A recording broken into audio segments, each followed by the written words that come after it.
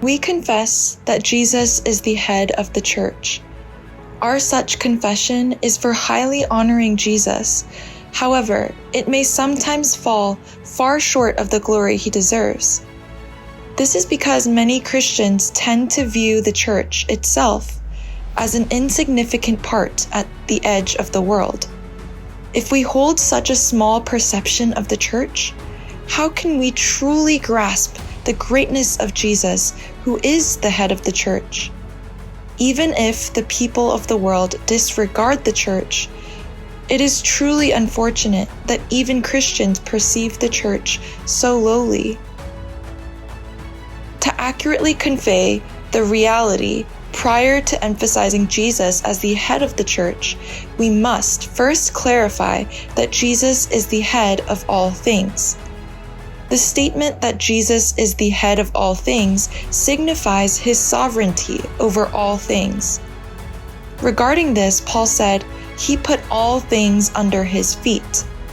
This implies heaven, earth, and all beings within them submit to Jesus Christ, who has received glory. God gave this exalted one to be head over all things to the church. How elevated is the one who reigns over all things?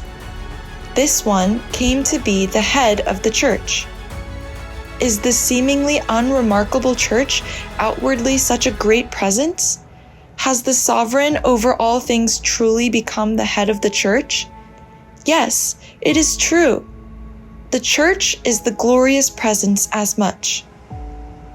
Jesus is the one to whom all creation should kneel and worship. Even the holy angels should submit to him. It is the church that must be led by him and represent him before all creation. Why has God given the one who is the head of all things to the believers of the church? Are they exceptionally remarkable individuals? Do these individuals far surpass others?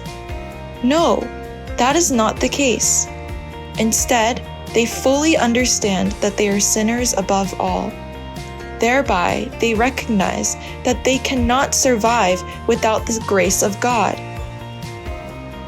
This truthful repentance has granted them the opportunity to serve the one who has ascended to the heavenly throne and enabled them to be the representatives of the exalted one who surpasses any principality and power in heaven and earth. Becoming members of the church as believers signifies that the one who reigns over all things personally governs and leads us. Similarly, as we belong to him, the most crucial and fundamental problem in our lives has already been solved.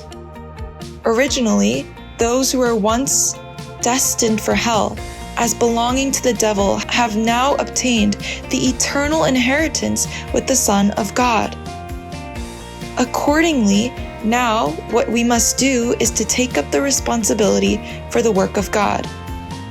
What has been given to us is not an opportunity to gain necessary resources for our worldly lives, but a glorious duty to serve the one who reigns over all things. Since God has called us and appointed us as the representatives of Christ, let us be the church that glorifies God, fully manifesting the nature of God who has granted us such great grace.